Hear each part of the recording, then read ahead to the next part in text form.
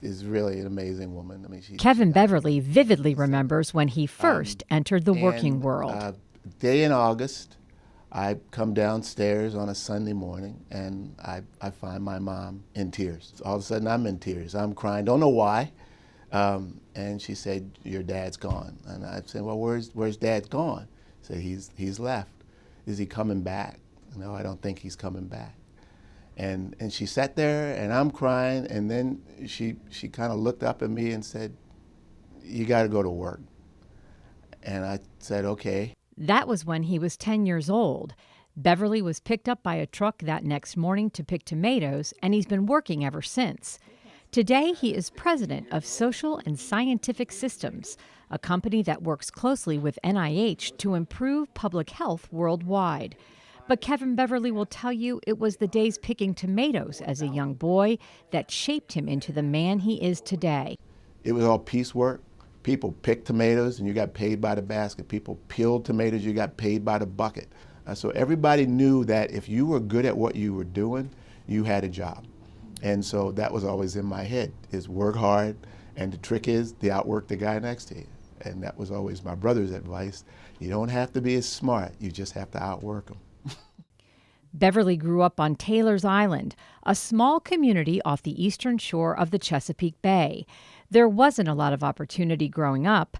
His older brother Larry was the first in the family to go to college, and he encouraged Kevin to work hard in school. He was always saying, you know, if you want off this island, you've got to make your own way. You got to get to college. I mean, I will tell anybody who asks me, it's like my brother walked on gravel, so I got to walk on pavement.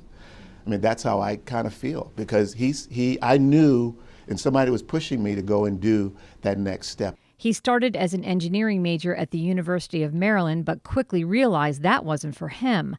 Beverly finished with a degree in criminal justice.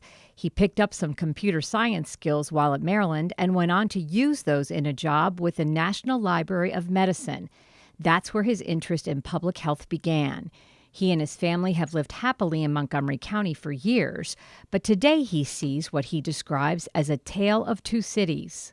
We've got a part of our county that's doing extremely well, very affluent, and they're very generous. But we also have a part of our county who's really in pain. They're suffering. This economy, as it dropped in 2008, left a lot of people, and it demonstrated that the systems, quote, systems, really aren't working for everybody. And that when money gets really tight, you realize you can't buy your way out of all of those ills. You really do have to think about systems change in a different way. Beverly is eager to pave the way for underprivileged kids. He is chairman of the board for College Tracks, a group that helps kids through the college application process and follows their progress through school. If you solve the education piece, the other parts fall in line, right? Yeah. We've got some of the most talented Montgomery County public school students working to make life easier for kids in other parts of our county. And twice a month, he gathers a group of volunteers to pack food for the county's Smart Snack Initiative. And I think we all need to engage how we engage to help make sure that the community, one, knows that we are, one, socially responsible. But again, not to use the word selfishness, but it is. There's a selfish motive there. We need these children to be as good as they can be. 3, 4, 5.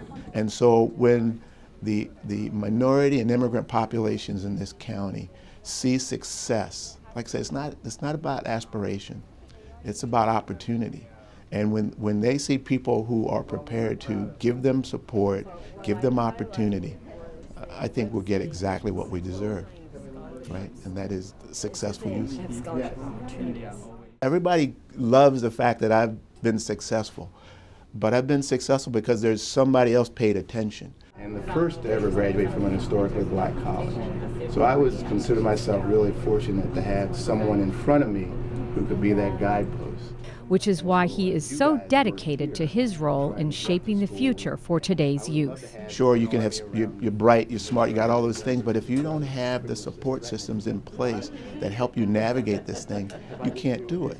And right now, I get engaged because these kids need models.